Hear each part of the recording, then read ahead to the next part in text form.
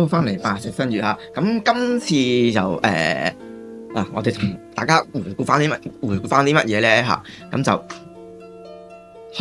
去翻遠少少啊，講翻上海嚇。咁當然上海其實就大家已經係好熟悉㗎啦啊。咁所以就所以今日同大家回顧嘅嘢咧，有機會大家都係好熟悉。咁就係熟悉啊，就唔係話單純可能話嗰個即係歷史啊或者一啲基本人咧，至少大家可能有機會睇到相關嘅嗰啲嘅小説啊、電影啊等等嘅嗰個題材啊，即係呢方面咧，可能已經係透過呢啲嚟了解咗今日我講嘅嘢嚇。好，咁就係講啲乜嘢咧嚇？咁就係呢個選美啦嚇，所謂選美啦嚇。咁但係咧呢個選美係清末民國年間嘅嗰種所謂選美嘅形式嚇。咁點解講呢個咧？因為其實如果大家有留意即係白色新月啦，或者即係睇咗咁多次講嘅白色新月咧就算講香港又好或者上海又好咧，呢一種咁嘅所謂妓女文化咧往往都係咧喺上海度吸過嚟嘅，即係唔係話喺香港突然間無辜咁彈出嚟嘅。咁所以咧即係同大家回顧翻上海呢種其中一樣娼妓文化好重要嘅嘢咧，就係我覺得值得要同大家即係回望一下嘅。咁所以今次咁就講呢個咁嘅嗰個題目啦咁其實任何嘢咧，大家都會有比較嘅嗰個所謂高低嘅即係譬如你話就算話近幾十年咁可能啲叫雞指南啦、豪情啦，或者啲討論區Telegram講啲評語等等嗰啲咧大家睇啲評語或者寫嘅評語嘅人咧，自然本身就有個高低嘅當然有啲係可能真係用家後嘅廣告咁更加有唔少嘅咧，其實可能係線稿嚟嘅，所謂寫到即係大家睇到只要評價寫得好好，咁就可能唔知線稿咁呢啲即係可能有呢方面有啲人未接觸到，可能冇接觸到咁試下咁樣講啦。娛樂新聞每年選美嘅娛樂新聞譬如可能某某明星可能因為整個容嘅結果搞到要退選定點樣或者可能去做個夜總會睇下結果軍咁嘅傳聞都出咗嚟咧即係會可能攞人哋退選嘅甚至乎連嗰個選美冠軍嘅後冠都要收翻嘅當中呢啲咧就係講嚟講去就係一種評價嘅問題。咁今日大家就資訊開放啦即係暢所欲言，係咪先你唔啱睇嘅，你可以唔睇。正如頭先講嗰啲，譬如即係所謂叫雞指南所謂趙嘅指南又或者係嗰啲娛樂圈明星嘅八卦你唔中意，你大不了可以唔睇。咁當然以前咧係咪大不了可以唔睇咧？都係嘅但係咧嗰個風氣形式咧就有啲就當然又唔同，因為始終當時受緊當時嗰個即係文化個影響嘛，係咪先？好啦，咁我哋回望翻清末大上海即係呢啲咁嘅資訊，最主要嘅資訊來源啦，報紙。咁報紙如果睇翻以前嘅可能一啲嘅唔講小報，先講大報譬如新報嗰啲咧，你經常會見你會見到咧定期咧就有啲嘢出嘅，係叫咩花榜咁。花榜佢有啲就會寫得好清楚嘅，即係譬如呢一張啦，咁1887年新報咧，佢講到明一甲幾多名，二甲7名等等係第一名，一甲3名第一名阿彪第二名大體，第三大嬌即係可能限於報章篇幅，第二甲咧佢已經唔講啦。有啲咧佢就唔講幾多，即係直頭由頭到尾，即係佢唔講一甲幾係一甲、二甲、3甲嘅，即係直頭咁樣由頭排到落尾，邊個即係譬如呢個1880嘅即係有個叫咩潘秀、寶秀、雅端、方琴、書並妙咁樣即係即係寫到名啦、評價啦咁，直接放喺最先，佢冇講1、2、3就先講最尾呢度咁始終以前文字就好珍貴嘅，即係唔會話如果係排名不分先後，一定講到明排名不分先後。咁所以好似呢啲咁樣就好明顯咁樣寫就即係一甲第一嘅啦。最尾咧書文玉圓啊，敏謙恭啊，排到最尾嗰個咧孫文唔係孫中山個孫文啊，即係咁啱嗰個阿姑啊叫做孫文咁解嘅啫即係佢評價玉圓即係謙恭咁樣，即係可能好有禮貌啊，呢啲咁嘅嗰個評價啊。咁呢啲喺清末咧嘅報紙嘅新報，當然經常見得係最多啦，係咪先？咁其實由呢種咁嘅評價先講，其實之前啱啱節目開始講，其實係人嘅常，應該咁講係人嘅一種常理係會咁嘅，因為有比較有傷害啊嘛，直接咁樣講，有比較就有傷害咁點解以前比較呢啲係叫做呢夫姑娘咧，會叫做花榜咧？咁就要回問翻槍呢個咧，就係槍嘅歷史入邊好重要一部分，因為咧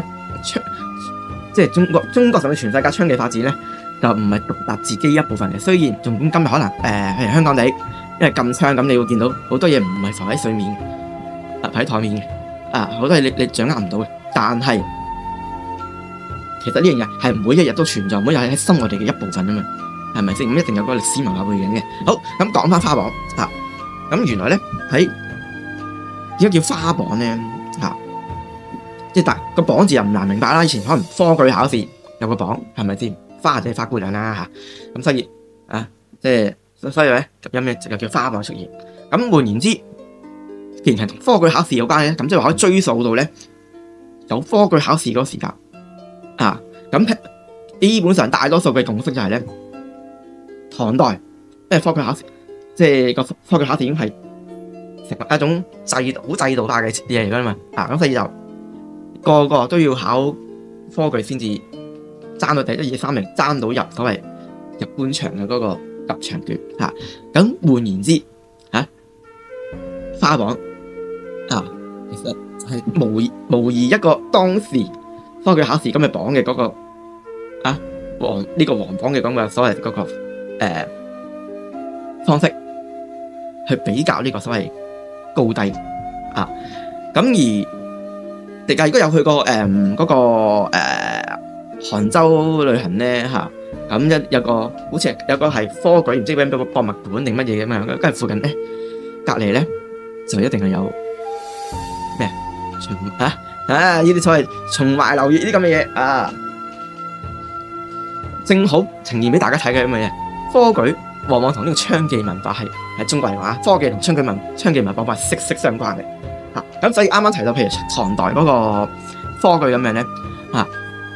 咁即係話咧喺長安城入邊一定有大量其實應該有大量嘅嗰個妓院嘅即係大量嘅所謂教坊樂伎呢啲等等嘅嗰個場所，係咪先？咁即係話你一個考生，你去到京師考科舉你可以科場得意，寬場得意，調翻轉亦都得基本上睇錢嘅啫所以反正你留鄉下度上去京師考試，你都已經要大量嘅錢，係咪先？又要消遣又要食飯，係咪先？咁好正路啦，係嘛？所以講嚟講去，呢樣其實係本來呢樣係一個好正路嘅嗰個同百姓其實息息相關嘅事咁大家會當睇可能呢個鄭板橋雜記等等或者可能啲即係清代文采小說等等都會講過北理呢個地方咁當然啦，後代佢講北理呢個地方其實係一個典故嚟嘅。其實咧講嚟講去就係講長安嗰個地方一個典型嘅煙花節嚟咁所以有個叫北理節咁大概講翻去嗰個即係來龍去脈啦，係咪先咁所以其實嗰時咁個已經又係即係開始有高低好啦，咁近代嘅嗰個花榜咧咁就大多數公認嘅咧就係明清有時嗰個時間甚至乎即係可能研究春季史啊，或者有啲講嗰啲所謂即係清代文出筆記咧，通常都係指清代宋治期間咧都已經有嗰個即係提到嗰個花榜嗰個存在嘅嚇。咁最經典嘅嗰本所謂筆記咧就係徐柯嘅《清稗類鈔》咧，咁入邊即係有個娼妓類噶嘛，咁佢就講得好仔細噶啦即係尤其是近代可能光緒啊，或者之後嘅嗰個花榜嗰啲咧，都係上海佢講得好仔細嘅。咁所謂通常寫歷史人咧略古長今啊，所以佢講宋治潮或者或者個制大概點樣咧，好簡略嘅。你睇到可能靈芝花榜行於京師等等即係短短一兩行嗰啲咁所以呢個花榜呢樣嘢咧大概嗰個流程就係咁樣咁佢睇到上海呢樣嘢咧就好有趣啦咁既然係咁，即係因為佢咧徐柯嗰度提到光緒添喎，上海喎咁當然更多後來嘅研究者咧研究清末到民初嘅嗰個所謂花榜水尾等等嗰啲咧大概可能都係送住即係徐柯嘅嗰個脈絡去做啦咁清代其實咧就本來就禁娼嘅咁當然啦，始終後來就即係慢慢除咗大清朝個國勢即係之後又慢慢衰落啦咁同埋有好多地方割讓出去或者俾人租咗俾人咁樣咧，其實已經估唔到啦，係咪先？譬如喺香港你可能開個西洋妓院、唐行即係日本妓女嗰啲，你大清朝肯定估唔到啦，更加唔使講上海成為咗租界，因為租界有租界自己嘅法律咁所以咁變咗咧喺嗰度。即係公然去開一個所謂煙花嘅場所等等嗰啲咧，但係清朝都估唔到。當然，就算講翻廣州廣州唔係租界啦，係咪先但係山高皇帝遠頭先講即係嗰個大清朝中央政府都冇辦法管到，而且地方政府都會稅收喎，係咪先？所以其實乾脆咧就將佢管制化。廣州有花船等等嗰啲花艇現間嘅花船咁所以喺廣州。嗰個又同上海嗰個有少少唔同，而因為上海咁啱就外國人嘅租界地方咁樣咁所以咧，即係如果睇翻春季史嘅朋友咧，都會唔能感受到咧，上海點係尤其突出因為亦都係受呢種所謂即係西方文化嗰種衝擊啦。最主要係傳統嘅大清律例呢啲喺上海估唔到。咁大概就係一個咁嘅原因去促使到咧嗰個發展好啦。咁至於頭先啱啱都提到咧，即係以前即係睇花榜或者咩最主要嘅途徑就係報紙咁新報係一份大報，但係咧喺當時嚟講咧，其實係有無數嘅小報同埋出版嘅嗰啲小說等等嘅出現咧咁於是呢啲咁嘅八卦嘢咧，就陸陸續續咧即係流行起上嚟變咗咧就好似完全合法公開上台面一樣。喺上海咧就於是就好多好